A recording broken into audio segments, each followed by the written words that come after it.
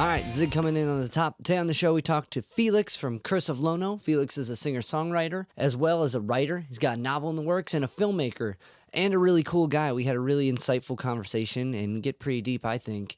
Curse of Lono has a new album coming out called People in Cars. By the time you're hearing this, it should be out on all streaming platforms. So check it out. It's their third record, and it's got a completely different vibe coming out of the pandemic, remaking a band and diving deeper. Felix, he puts a different emotional intensity, diving deeper into the reservoir. If you remember the convo with Mike Watt, that might make sense. If you're in the Watt, check it out. We're going to check out a song off the new record. This is Steppin' Out off People in Cars, Curse of Lono. Steppin' Out, People in Cars, Curse of Lono. Beautiful, right? There's so much layers, there's an intensity in it, and there's the delivery of his vocal performance is really striking. You can check out People in Cars on all streaming platforms now, as well as I recommend checking out Curse of Lono's YouTube channel. They got a really cool like mini docs and like live performances, and like there's something to seeing some of these songs done visually that I think is equally as gratifying as listening to them. So when I started looking into Felix and his career, I noticed that there was an overlap with mine, and we both played with the group Low Cut Connie from Philadelphia. And so I used to play in a band called Hamilton Handshake. I currently play in a band called Sea Level, letter C-Level, and I've been doing that for quite some time, even during the times of Hamilton Handshake. And Hamilton Handshake was like this cool punk rock attitude, Rolling Stone rock band, you know, Rolling Stone rock band. And we would play with Low Cut Connie all the time. We opened up for Greta Van Fleet once when they were just kind of getting off, like, and it's amazing, right? I'm talking with someone all the way in the UK about a band that my band played with all the time. It's crazy. So seeing how small the world is in a way, and how connected and like closely related the music scene is to some degree, like that whole 6 Degrees of Kevin Bacon thing, like it's mind blowing. So it was really cool to kind of like hear someone's perspective from a completely different place, really, and seeing how similar it is. We also like kind of relate on that with the So Far shows, if anyone's ever been to a So Far show. But I'll leave that for the conversation.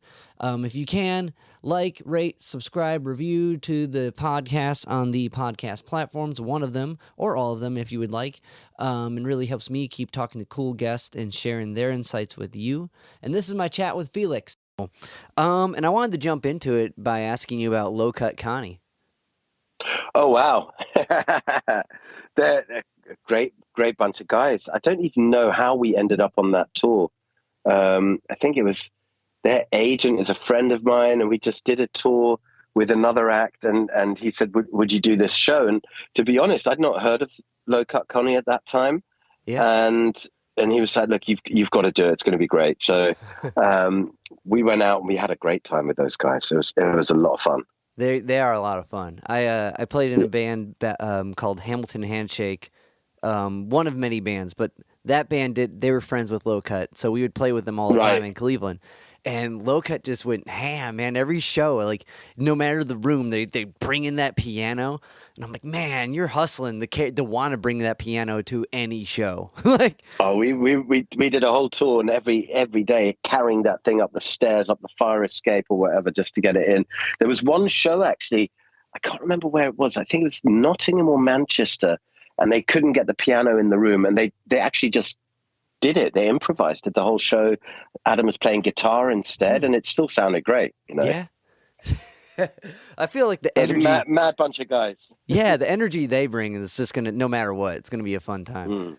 Oh man, yeah, I just saw Bright Eyes last night, and like they had a piano. Oh wow. Yeah, you hip to them? Yeah, I love them. They were meant to play. I had tickets, and then it got postponed because of the pandemic. And when they come over, I'm definitely going to go and see them. Nice. I pick up some Bright Eyes vibes musically with your stuff. Yeah, there's definitely a bit of inspiration in there. Definitely. And like my girlfriend got me into them as of recently. Like I grew up with a bunch of people real into them. You know, like I feel like if you're into them, you're into them. And like for Yeah, me, it was definitely. fresh. And like, but seeing them live was something else. And they had a fucking piano. I'm like, it makes sense. You're playing a big room. You have a crew. But it made me think about talking with you today. And I was like, man, I remember when Low Cut they're bringing in the full like upright in these small rooms and Oh, shit. it's crazy. It's crazy. They had to buy one on eBay. Yeah. We were emailing before the tour, and they go, "Where are we going to get piano from?" And then they were just looking at stuff on eBay, and I go, "I think we can get that one for a couple of £100." And that's what they did. That's amazing. Very nice. So I saw that you guys are touring. Are you planning to come to the States at all? Well, we hope to. It's been a crazy couple of years Right. because we did a lot of touring. We went to the States a couple of times in 2019, and then we had a headline tour of Germany that was postponed, I think, 3 times. And then the third time around, I said, "Look, cancel it. It's not fair to make people who've paid for tickets come back, 2 years later, let them buy a new ticket." Then we had a support tour for 3 or 4 weeks around Europe in March that was cancelled because of the pandemic. It was pushed back to next year. And now we've got the first bunch of headline shows in over 2 years, starting at the end of this month. So it's a weird time. It's definitely a weird time. Definitely. But I'm excited about it. I sort of done the opposite to what you normally do, which is, every tour you want to go up a level. I've actually deliberately stepped it down. I said, look, we need to reconnect with people. So bring it right down and play small clubs, probably quite a bit smaller than what we did last time round on a few of the cities. And I want to reconnect with people a little bit. And I think that's the aim for this tour is just that, play the show, then have a few drinks with people at the bar afterwards and see where we get to after that. Well, that's so much of like the DIY beauty, like not that that's a DIY setting, but I mean, like when you get to hang out with the artists after seeing them play and like interact with I think it's really cool. I think Right. that's, that sort of, I don't know. We find that some of the super fans who follow us around and who come to every show, that's how it started. They saw us at a gig. We spent half an hour talking to them, having a beer with them. And next time they bring 10 friends, and next time their friends bring friends. And that's kind of how things snowball and how it's being out in the trenches, Right. converting. If you're not on daytime radio and, doing all that sort of stuff, that's how you create your fan base, isn't it? Right. It's sort of one gig at a time. How many people can you convert? Yeah. And like that, I don't know, there's something too, it's kind of like almost music is like, or artist per se is more of the persona of the artist, right? Like when you think of like Paul McCartney to John Lennon, well, they're both a Beatle. You know what I mean? What makes you like Paul better than John or vice versa? It's their personality. Yeah.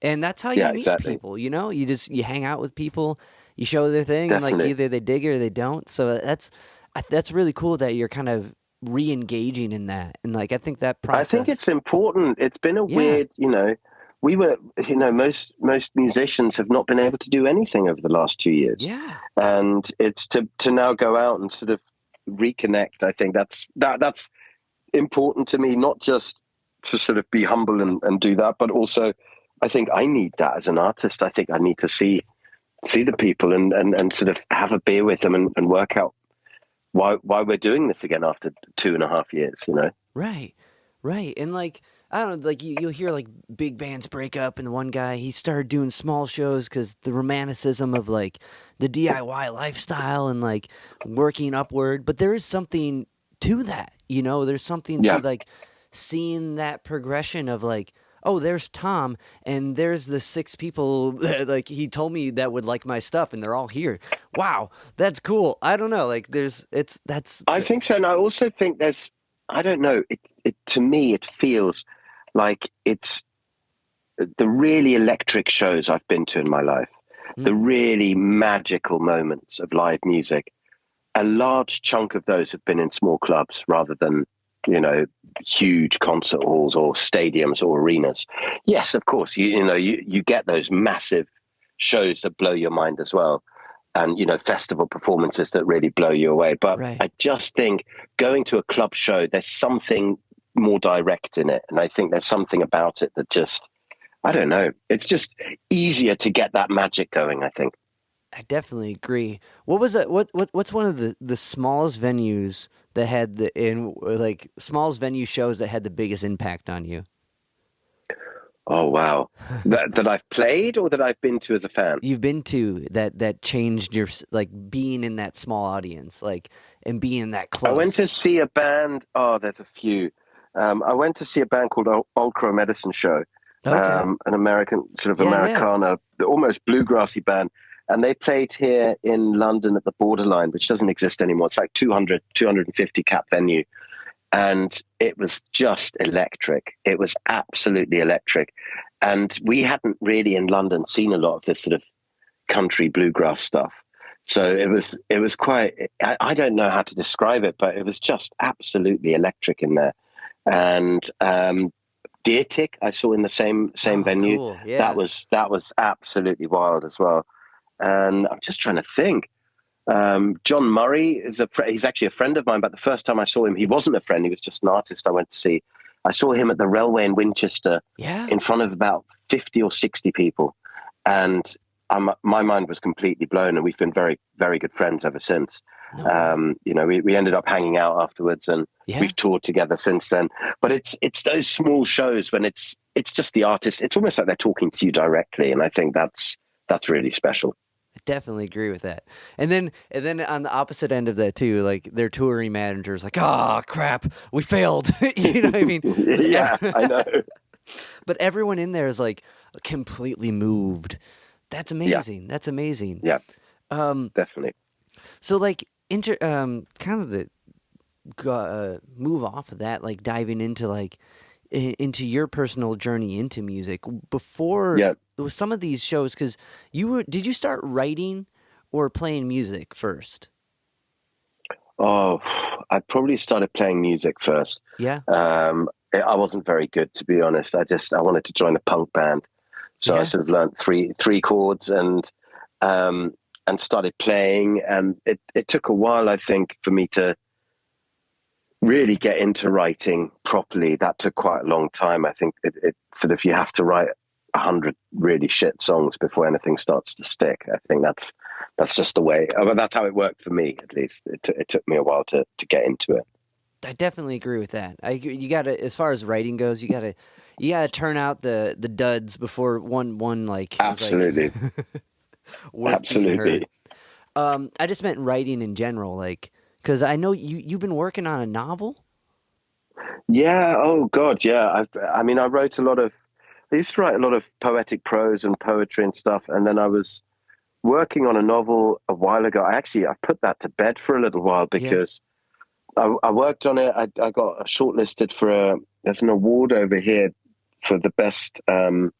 It's basically you write 2-3 chapters and a proposal, and then it's for the best unpublished book, and it's to try and get publishers interested to put money on the table so you can finish writing it. I got shortlisted for that over here, and it was really cool. And I was talking to editors and publishers and stuff.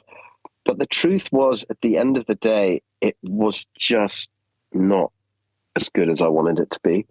And I just had to park it for a little bit. And I think I was on the 14th draft or something of this massive manuscript. And I just was starting to get lost in it. And I just went, I've got to put this aside, make another record, and then I'll come back to it. And now that was 4 records ago. So it is actually just this weekend. I was talking to a friend about it who actually read one of the first drafts, and he was going, when are you going to finish that? It's, he loved it. And I was going, well, I'm going to come back to it, but I've got to finish this, this cycle with this album, and there's probably one more record to go. And then I'm going to go back to doing some of that stuff, I think. Nice. Yeah, I can't fathom, like I've been talking with a buddy of mine who just put out a film, and like to compare like any like kind of other creative endeavor to like music, like man, music makes it seems way easier, and it's not. But you know what I mean? But compared to like putting out a novel or a film, you're like, whoa, we just record it and like Yeah. But I think I don't know, I think those things are very collaborative as well, like we're working on, I love making, I went to London Film School and London Film Academy. So I love making documentaries and doing that sort of stuff. Just on the side, we do little music docs, and we're working on one at the moment for friends of mine, Alabama 3, who did the song for The Sopranos, the song called Woke Up This Morning. Yeah. And it's now 25 years of that. So we're trying to make a film about them with Irvin Welsh, the guy who wrote Trainspotting. And it's a really interesting process because you can only get so involved and then someone else takes over and someone else is doing this. So it's sort of, these things can take years and then they don't get made, or they do get made. And, but you're just one cog in the machine. Whereas I think songwriting nowadays, you can sit down, you can write a tune and record it yourself and probably be gigging it by the end of the week. And that's I think it's a whole different art form. No, I definitely agree with that. And that's what I mean. Like, there's way more steps to make it a thing. That's what, like, music in the sense, you know what I mean? Like, just like you said, you can write it and put it out and be like, hey, I put out a new song. But, to publish a book, there's so much. I mean, there are a little more easier ways to do it now with certain websites and such. But, like, still, just to write it and have, it's so hard to get someone to listen. Hey, listen to my 2-minute song. Nah, can you shorten that to 10 seconds? Can you listen? Can you read my novel? It's going to take you a month. It's not that easy. No, and definitely, it's way bigger collaboration. Like to make even like a short film. Like I've watched a few of your guys' documentaries on the band, and like they're really well done. What's that process like? Thank you. Is that all you? No, that's usually, it's between me and a guy called Greg Houston, and Greg is just the nicest dude on the planet. So when we went out to Joshua Tree to work on this on the previous album, that's when I met Greg, and I said, "Do you want to come out?" And he's going, "Yeah, man, that sounds cool." And he turns up with a microphone and a camera, and basically does the rest. And so we've done a few bits with him now. And we've done a bunch of music videos with him as well, and he just sort of gets it done. We did these live recording video sessions, the Karma sessions. Okay. That we've just released the first 2 songs. We've got another one coming out shortly, and we just went to the studio and got set up. And Greg turned up with another couple of camera guys, and we just didn't have to think about it. They just got on with it, And that's quite. I don't know. It's an interesting process when you make music and you write songs and then they get recorded and then someone else brings a visual element in. And I've always found that really fascinating. Right. I always find that really fascinating. I definitely it's like, because what they choose to kind of, especially when it's just kind of like a performance, what they choose to kind of focus on, like what part is the action within this song. Yeah. And like definitely. He definitely did a great job. And like I noticed from the documentary, like that 16-minute one, like within these films, like there's a tone which is you guys that carries through. So when I was going through everything, I'm like, that translates to everything, and I think it really like it makes a beautiful tone of like who you guys are as a unit. And like I think having him carry through that visual like component really, really like does the band the favor. Yeah, definitely. And he's sort of almost, the 6th member of the band now. Whenever it's anything important that we do, go, it's Greg around, let's drag him along as well. See what he comes out with.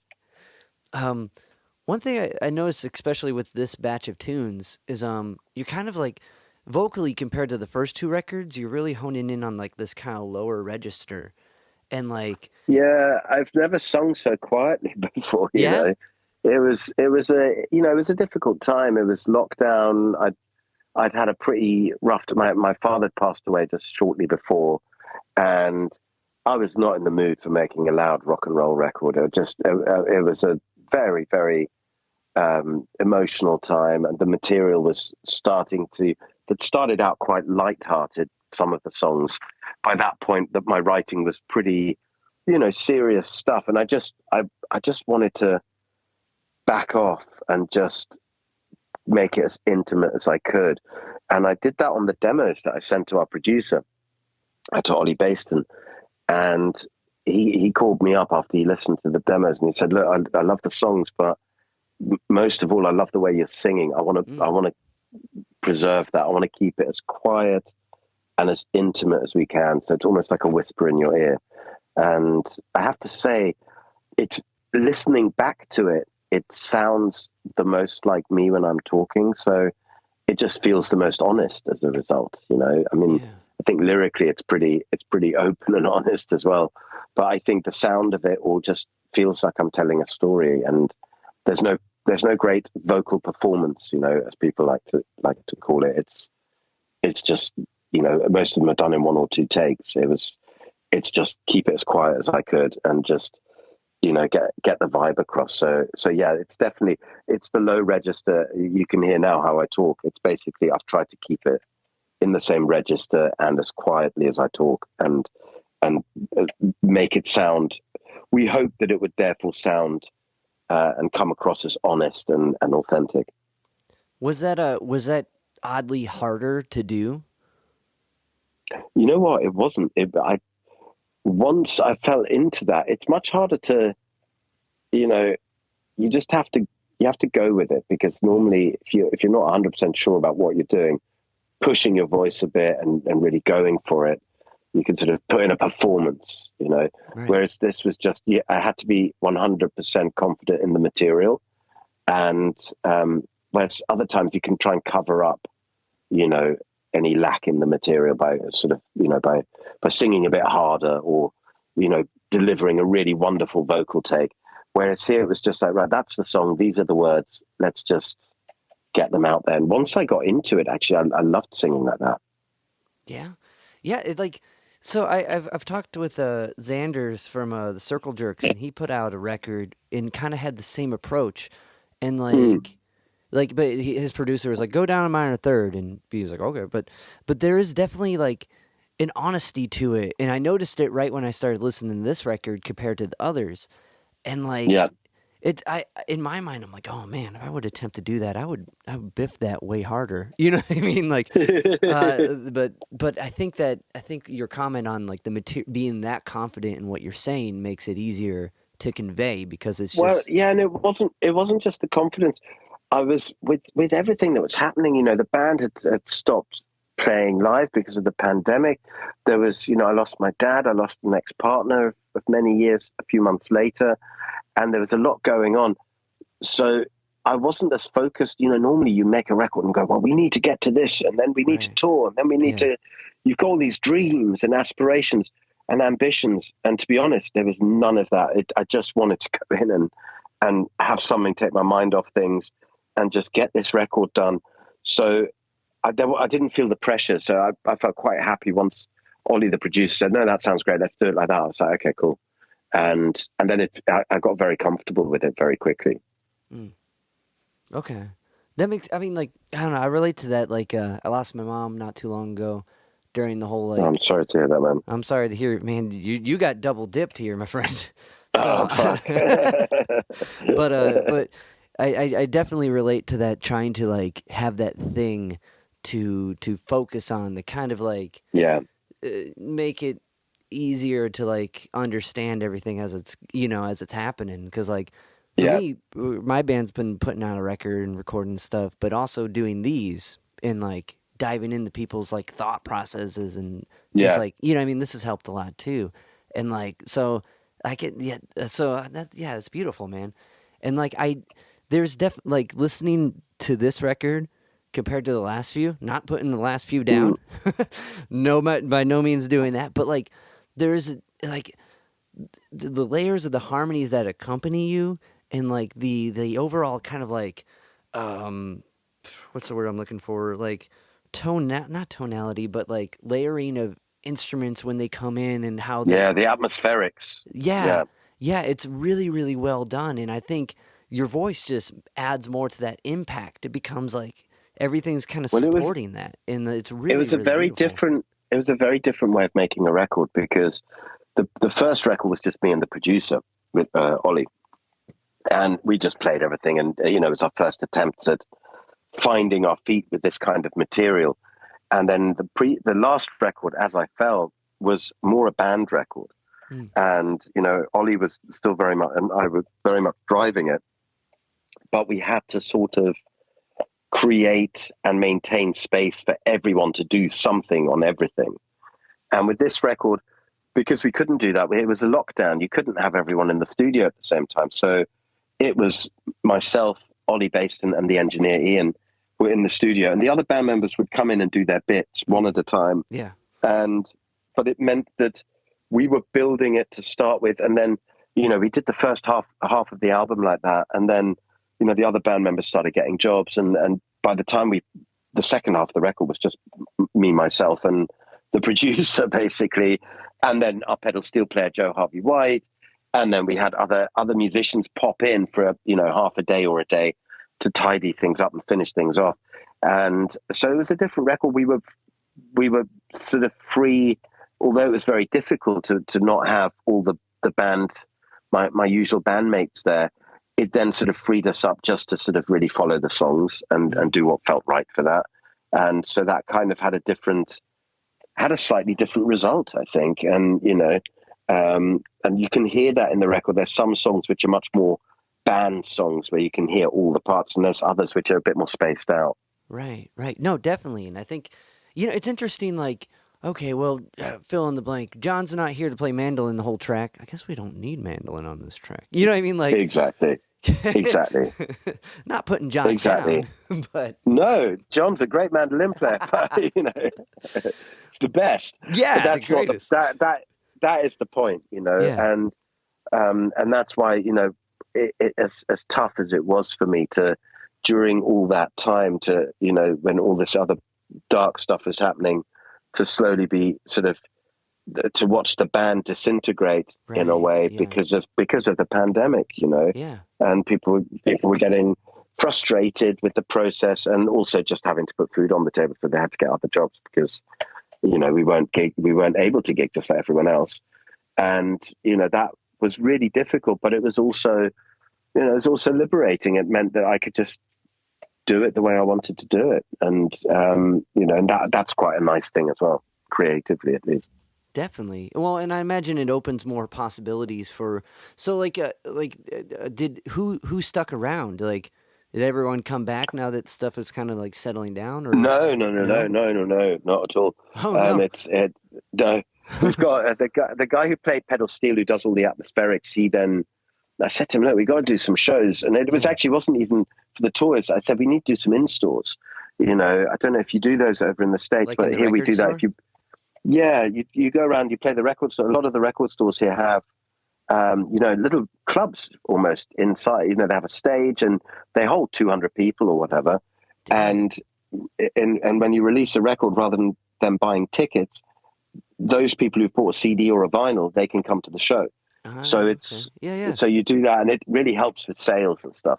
Right. So to put that together, I spoke to the guitarist and pedal steel player who played on a lot of the album, and he said to me, "Well, how many players do you want?" And I said, "Well, I don't know." And he's like, "Should we go with 4 or 5?" And I thought, "Yeah, sounds good."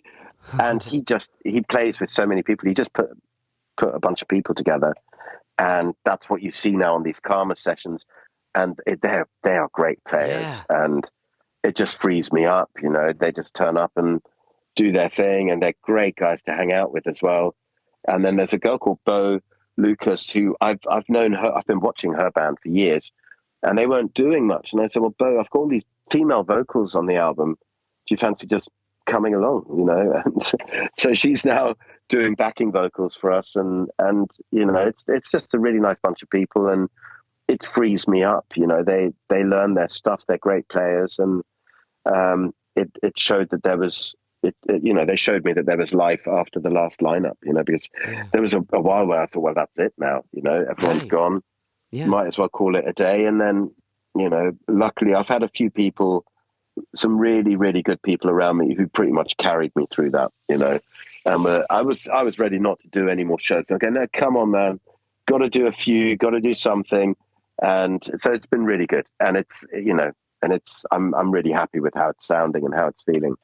Was it what's Bo's band? They're called Lucas and King. And it's just a duo. It's 2 girls, and it's just really, I've seen them around. They're not far from London, so I've actually in Brighton now, but they were in Winchester, Southampton, that way. And so I always saw them on festivals and stuff, and just doing small club gigs and stuff. And I think they opened for us a few times. And Bo's just got a great voice, so when she wasn't doing anything, I pinched her for my band for a bit. Was it a well the kind of speak on those people that are just like there to get you through that shitty time? Like those are the friends that are beyond important, that Yeah, everyone's absolutely. blessed to have, and like so that's I'm glad to hear that that core support was there. Like, no, you got to keep going. Like, Yeah, totally. And they weren't even forcing me. They were just, oh, come on, man, just do a few shows.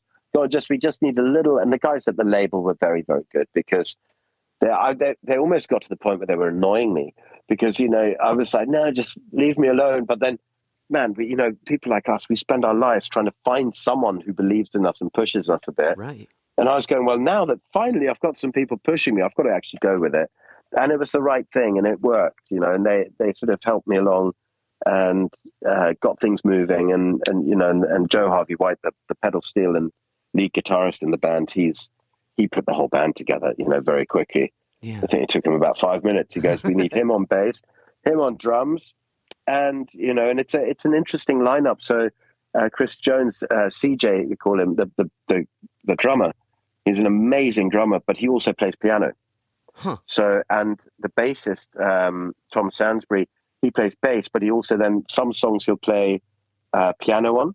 Some songs he'll play bass synth with one hand and piano with the other. Sick. And they all sing. Yeah. And Joe Harvey White plays either pedal steel or he plays lead guitar. And so between them, we can have all sorts of different textures without really adding more. Most bands add more and more and more people. Right. Well, now we need a piano, so let's add one of those in. Now we need, whereas here we're quite fluid and we're able to sort of move things around a little bit, and that's really helped.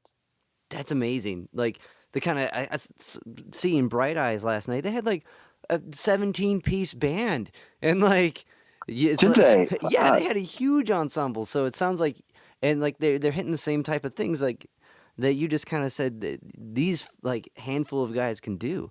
So like they have. But you know what? I give you an cats. example. I saw Bon Iver at Green Man Festival. Yeah. When the first full album came out, and there was, I think I'd had a few beers, but I think there was 4 of them, and it was the most mesmerizing thing I've ever seen. It was just unbelievable. And it's not a big festival. It's like, I don't know, 5,000-10,000 people, but they had them in the palm of their hand. You could hear a pin drop. It was absolutely magical. And then with the next record, I went to see him at Hammersmith Apollo, and there must have been 10 or 12 people on stage. And it just didn't have that vulnerability of these 4 people. I think it was 4 people making this huge sound with these harmonies and stuff. It was just beautiful. And then once you've got 12 or 14, I mean, man, it's like Phil Collins' backing band, isn't it? It's like, with a triangle in the corner and whatever. And that just doesn't, I just think it's really cool when you see a small group of, musicians doing their thing together and moving around and playing different instruments. I just think that just really adds something to it. Yeah, it's almost like a painting where there's too much detail and you can't appreciate it. Yeah. It's like looking at a cubist thing where you're like, I see what they're going for, or what it's supposed to be. And it's also, if the ensemble's too big, you have lots going on all the time, and everything's happening all the time. Whereas if, with us, the songs where CJ plays piano, you'll have piano, pedal steel and bass, or piano, pedal steel and bass synth. And I add a little bit of guitar on some of those, and some of them I don't. But our pedal steel player doesn't play your traditional Nashville country pedal steel. It's all the atmospherics you hear on the album, all that weird ambient stuff going on in the background. That's what he's doing. He's got this huge pedal board and he's playing through that. And it adds a lot of depth without there having to be 15 people on stage. And I think that's quite cool. No, definitely. Like pedal steel is an amazing instrument. And like it's crazy because like just sliding in on one chord with enough like delay and reverb fills the room, and you know what I mean. Like, and I think totally. Yeah, and like with those live sessions you guys have done, I think that was beautifully illustrated. What's it like? So playing these like record store gigs, it's like the crowd because we have some record stores that do shows in Ohio, but and not doesn't sound like the same like type of circuit. Now, do people that go to this, are they more like intense listeners, like, or do you notice like there's a difference between like a pub crowd and like a record store crowd? Well, it depends where you go and what you do. Okay. So we did some where it was just me on guitar and Joe on pedal steel, and we'd play 4 or 5 songs, and then you do a signing, you sign records for them, Yeah. and you have 20, 30 people there, and it's it's in a record shop. Right. And then there's others where it's full on, where you have a full on club, and there are some that are quite big now around London that do big numbers, where the record store tour, the in-store tour they call it, can take an artist, way up the charts, because they can sell 5,000-10,000 records instead of tickets. Right. And so we're not at that level, but I've seen bands do that. Whereas for us, they can just be like cool club gigs. There's a record shop called Rough Trade. I think that's one in New York, actually. Right. But we've got a few. We've got one in Bristol. We've got one here in London, and we've got a couple in London, actually. And you play there, and that's like playing a club for 250 people, 300 people, but everyone's bought a record, and I don't know. It's the fans. It's the proper fans who come to stuff like that. Okay. So that sounds way cool. Like, I'm like, man, that's a good way to do to move the album. Like, because like usually here it's like you have it set up next to it, and they're like, well, we buy your ticket, we'll follow you on the internet. Oh, thanks. Like, yeah. If they do that.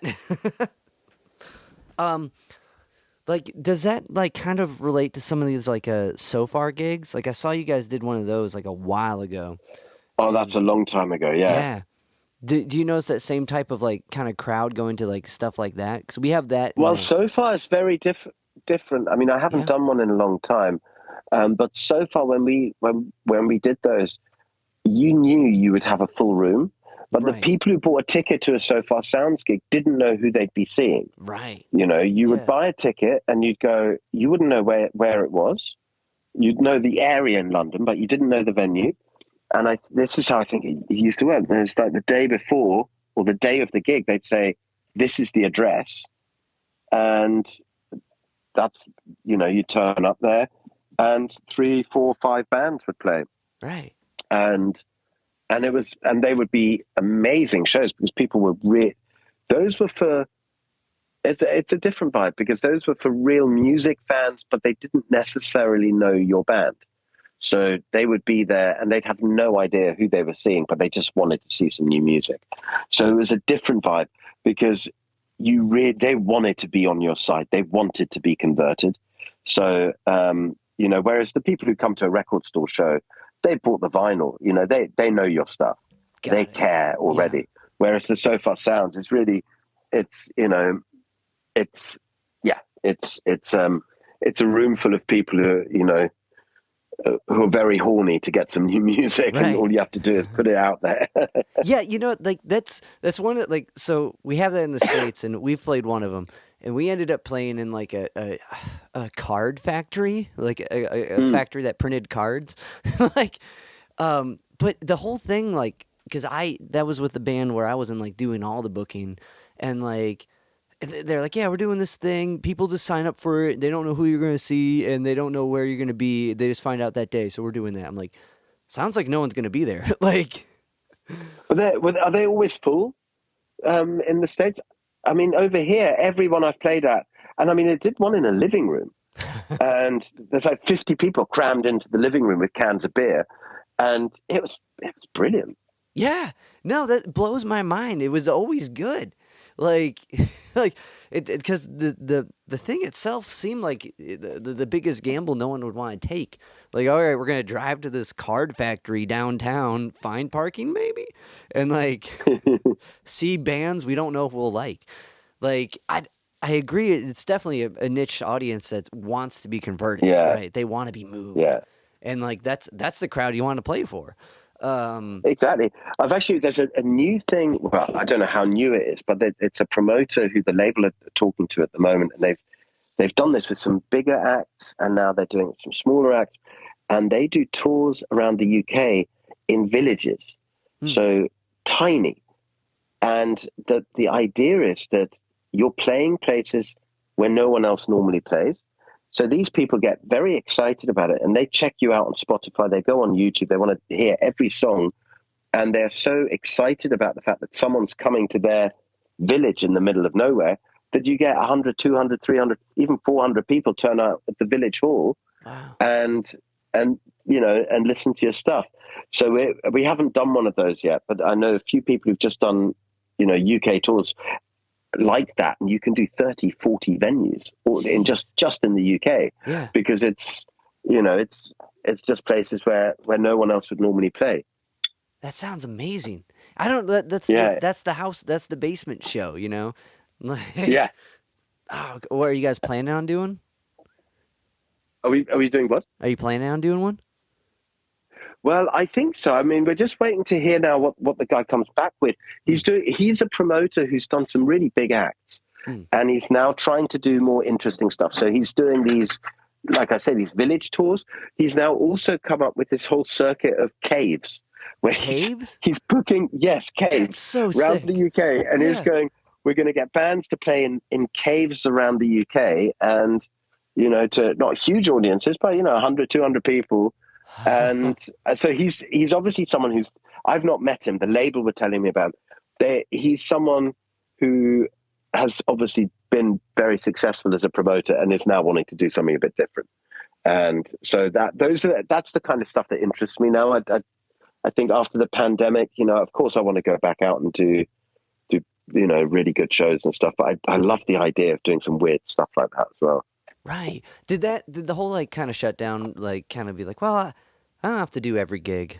Like it kind of makes you like pick and choose. It has, and there's some people I know who still go after everything. Yeah. And I have to say, it was a really hard time those 2 years, but I really enjoyed the time with my wife, my kids, and I'm now I just had this. It's quite a big festival we had offered, but it's like, well, you're on at 1:30 in the afternoon. You have to drive 6 hours to get there, 6 hours to get back, and you're like, not really getting paid as much as we'd like to for it. And I'm like, you know what? It's the middle of my kids' holiday. No, I'm not going to do it. And I'll do the ones that I care about. And I'm not going to just say yes to everything anymore. And I think it's quite nice. It's liberating to feel like for years I would take every gig I got offered, just as long as you're not losing loads of money on it. But you're just like, well, if people want you to play in some place I've never heard of and, they're willing to pay for it, then you got to go there. That's your job. Right. Whereas now, I suppose it is still my job, but my job's also, being a family man and just sort of, doing all that sort of stuff. And so I'm not, like you say, I don't take every gig anymore. I am being more selective with it. Right. I think that's why I want to play in caves, I 115% want to play a cave tour.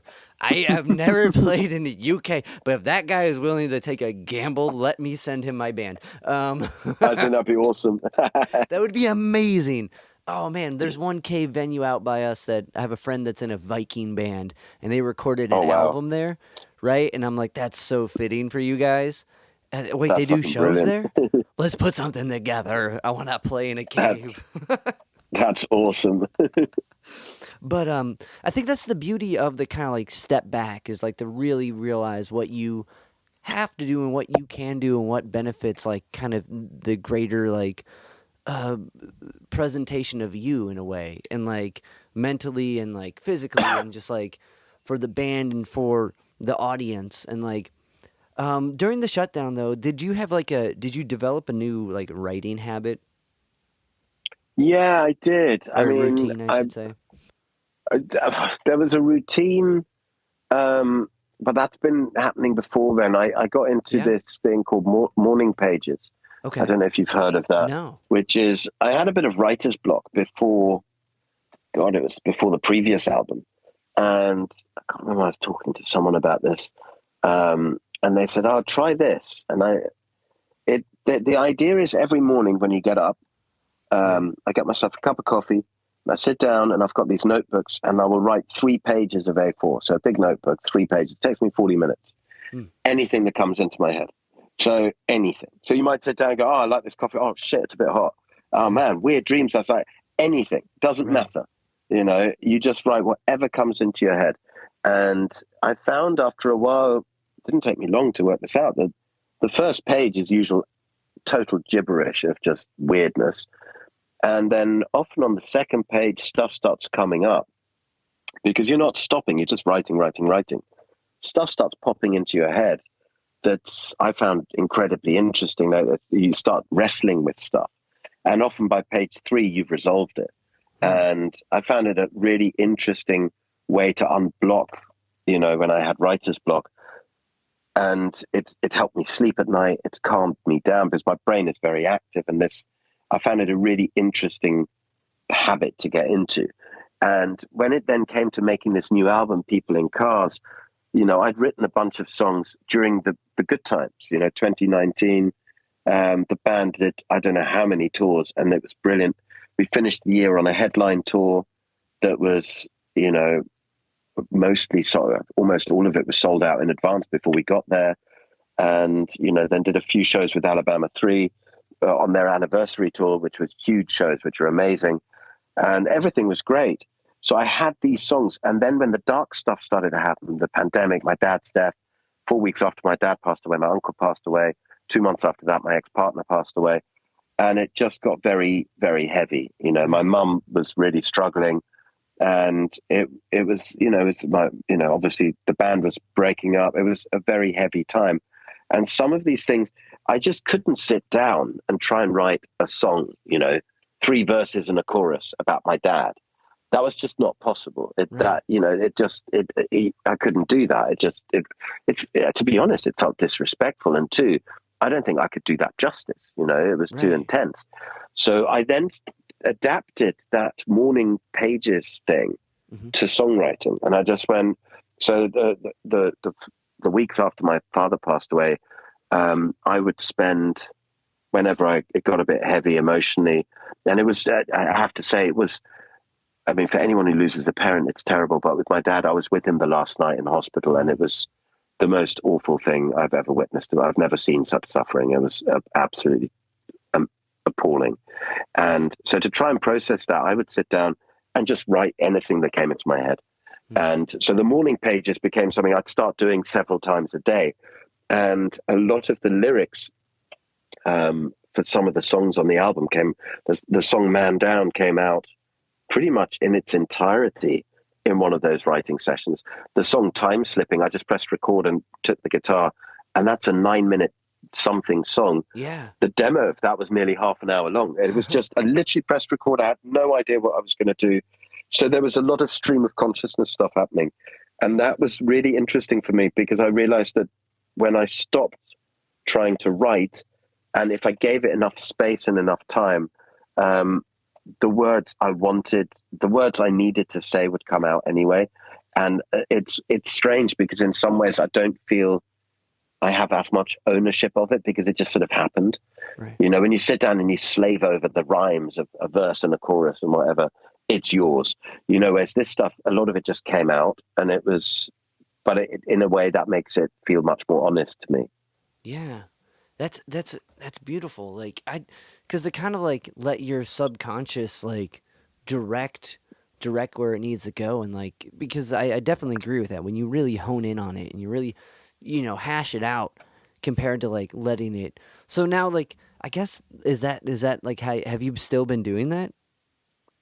Yeah, I mean, I haven't been writing that much the last few months because, you know, we did the record, and then I've just started again.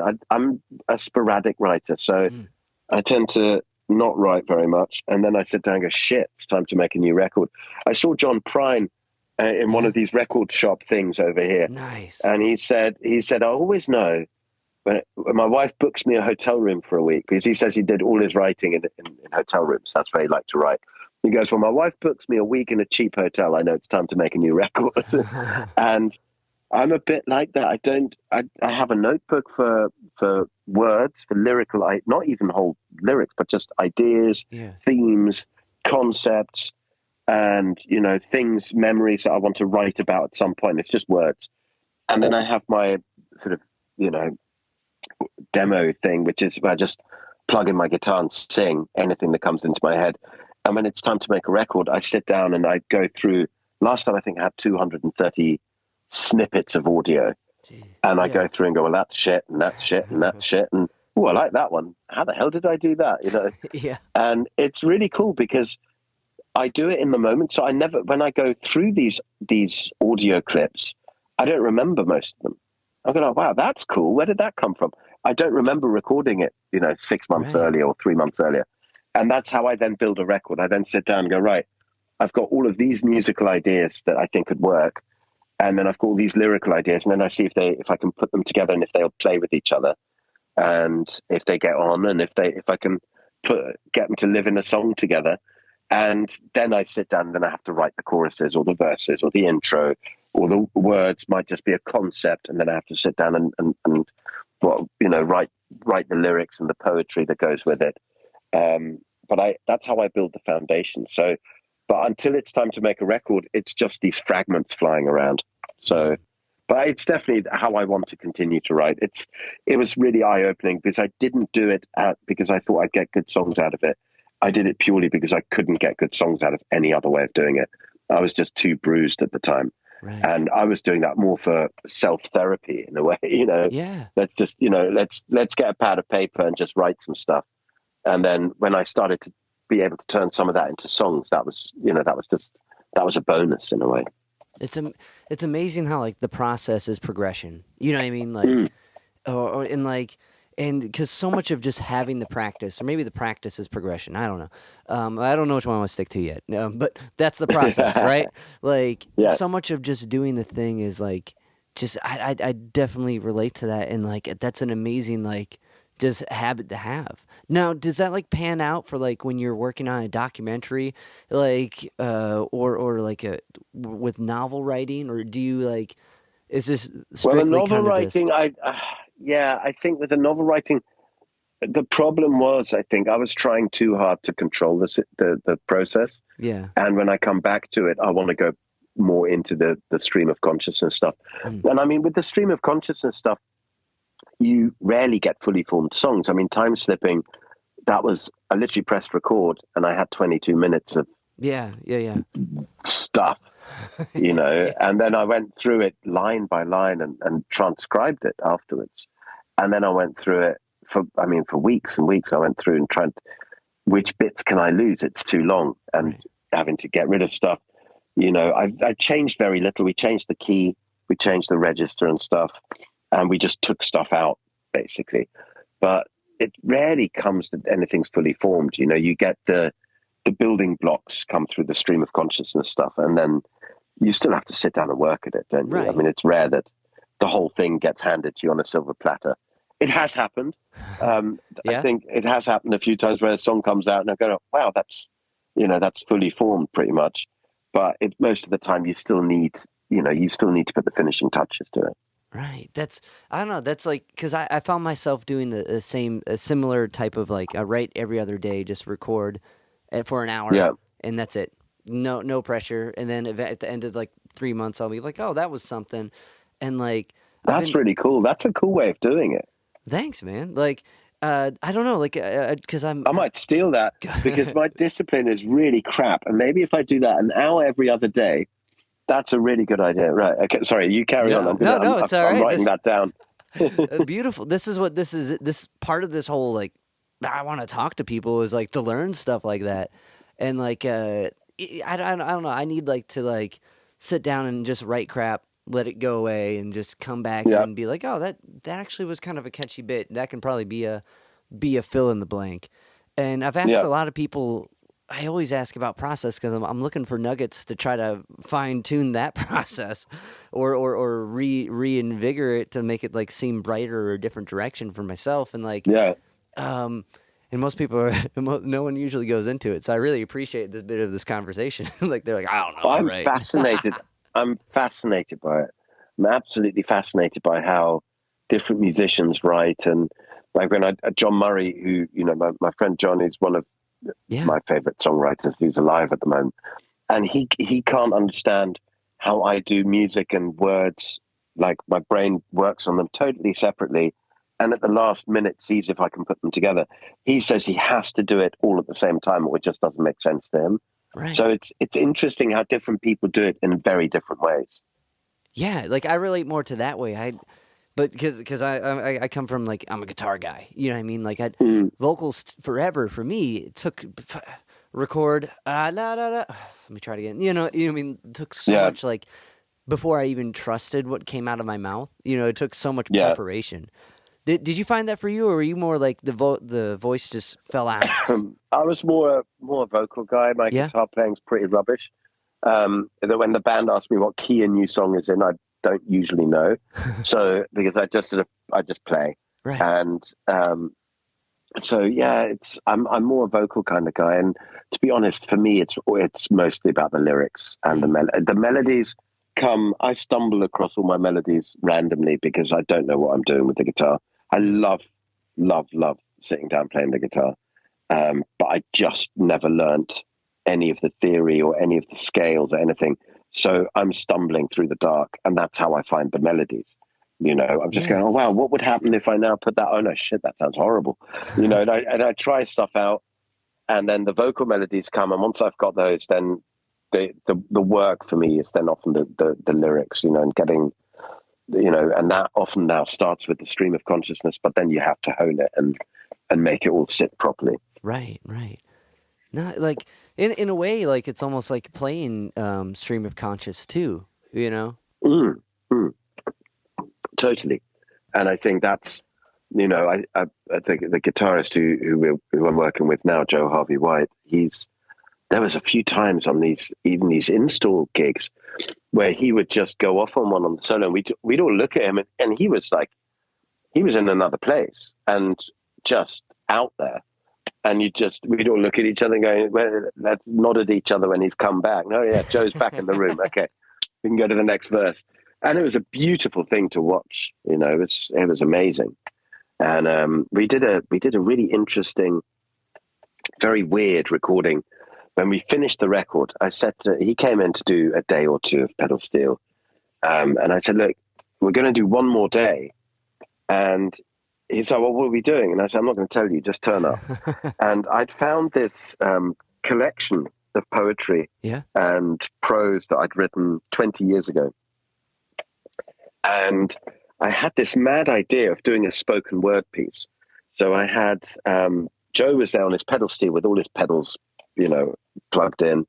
And Ollie Baston, our producer, had a piano set up, and that was routed into the mixing desk, via the mics and stuff, but was also routed via Joe's effects loop. And then he had a bunch of synthesizers, a mellotron, all sorts of stuff set up. And they just started this mad ambient jam. And I read this very dark, heavy sort of poetry over the top of it. And for me, it was the most fun I had with the whole record, because we had no ambition. We had no idea what it would sound like. We didn't really care. We just wanted to do it. And it turned into this crazy ambient, I think it must be over 10 minutes long, maybe longer, maybe 20 minutes long. And it's this mad recording with this, the spoken word piece over the top. And when we finished it, we went, that was really cool. And then Joe came back and said, well, I've got this experimental filmmaker who films everything on Super 8 and then puts it through weird effects and prisms and, kaleidoscopes and stuff. So we handed this guy the audio, and he's just come back with this mad movie that he's made for it. And that kind of stuff, that freeform weirdness, I have no idea what will happen with that thing. It's coming out this summer. Yeah. I have no idea who is going to be into this. But for us, making it was the most fun thing, because you just didn't know. And there was no, a rock song has to be or should, in theory, be a certain length and have a verse and a chorus and whatever. This was just like, I don't know, man. Let's just do whatever sounds cool and see what happens. So, yeah, that. I like that sort of stuff. I like that sort of freeform stuff. It's so freeing though, like I don't, there's like it's in the free form, it's free and like the nowhere it's not gonna go, but to some degree, to be able to do that type of thing, to or even appreciate it, you have to have like kind of like a knowledge of the form and knowing Yeah. that you're breaking it but bringing it in. Like it's all because like that. As far as who's that going to appeal to, I think it's the heady guys that are like read it. You know what I mean? Like reading free form poetry and being like, Yeah. um, And the weird thing was that for us, or for me, as you know, the instigator in a way was I'd sort of, you know, you always think about, God, what's my audience going to be? Are they going to like it? Or who am I going to reach with this? And in a weird way, I sort of, that piece has already done its job because we all got really into it in the room. It was just me, Ollie, Greg was filming it actually, and then, you know, the musicians and the engineer. And we all came away with it, and we were sending messages back and forth, going, man, that was just the coolest thing we've done in a while. And that was kind of reward enough. I don't really know where you go from there with something like that, but it's having the freedom to do something like that. I don't think without the lockdown, I don't think I would have ever got to something like that. You know, I would have been straight on to the next track and, you know, the next EP and the next tour. Whereas there was just this little pause, so you could just do some weird shit. yeah. Well, it's interesting that there's almost like this kind of like nervous, like that you got to be confident to do like a free form thing like that and commit to it. You know, like that's kind of nerve wracking just to be like whatever. Yeah, And but I like, just think it's so. I mean, I don't know. When you hear it, when you see these visuals, they're so mad. yeah, who's the guy who did it? You just it's a guy called Julian Hand. Okay. He does mad 360-degree weird stuff for various bands at the moment. And this one isn't. This is just a video, and he's mostly shot on old Super 8 cameras. And, you know, and then he's got some old archive footage of some weird biological experiments in the 1950s of some tiny microscopic creature called the Hydra. And he's put that in there with weird effects. I mean, it's just, you know, it's just crazy. That's amazing. Very psychedelic. Yeah. But I just love doing it. It was just something different, you know. I mean, the guys who were in the band with me going, right, now you've lost us, Felix. I don't know what the fuck you're doing now. But, you know, I enjoyed it. And, you know, that's all that matters at this stage. With the next kind of batch of tunes, are there's going to be more like, you think, experimental stuff like this involved?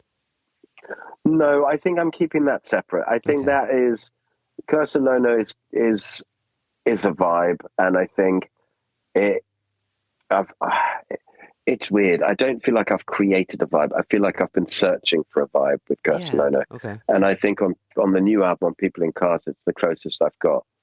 And especially the last, you know, the new single and the single before that, Stepping Out and In Your Arms, which weren't the big instant songs that people went for, but they were very intimate. And bizarrely, they're the ones that radio picked up on over here.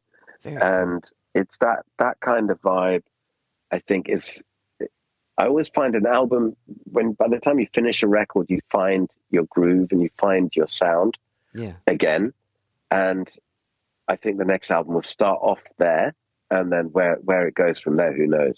Right. But I think the experimental stuff, I like the idea of every now and then just throwing something in there, putting it up on Spotify or YouTube, and just throwing people a bit of a curveball and seeing if people go with it or not. But I don't think that's the direction I'm going to take Curse of Lono in. It's just a thing we did, you know, and we might do another one, we might not, who knows? But it was just a bit of fun.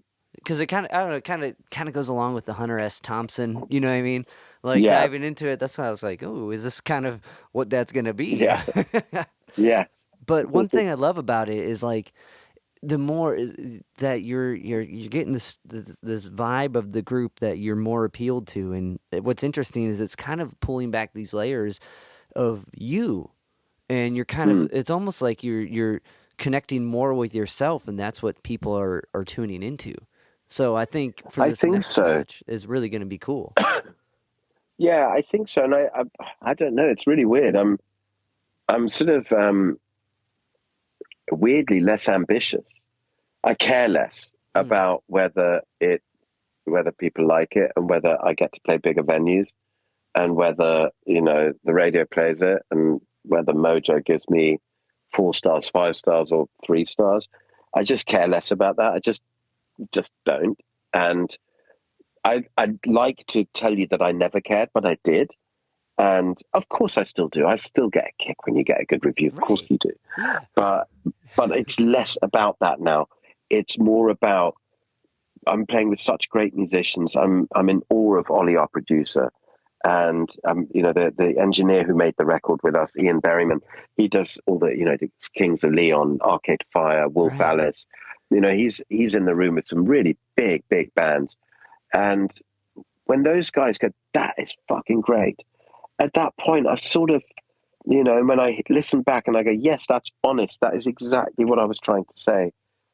That gives me a kick now. So I think that makes a difference, because if your big aim is to sell a bigger show out, or to do a bigger tour, or to get more airplay, that's in the back of your head when you're writing and performing and recording. And for me, it's just not about that right now. It's just, maybe that'll come back, but at the moment it's just about, is it going to make me feel good when I listen back to this?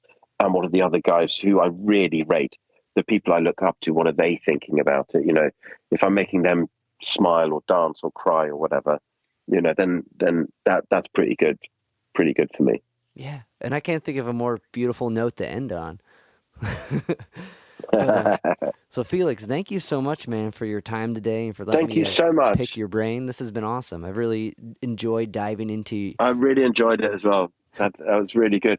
But you have to tell me, so what's your band called? I play in a band called Sea Level, letter C dash, and we are a funk punk reggae rock group that does a lot of open tuned guitars ran through Marshall amps. That sounds awesome. I'm going to check that out straight after this.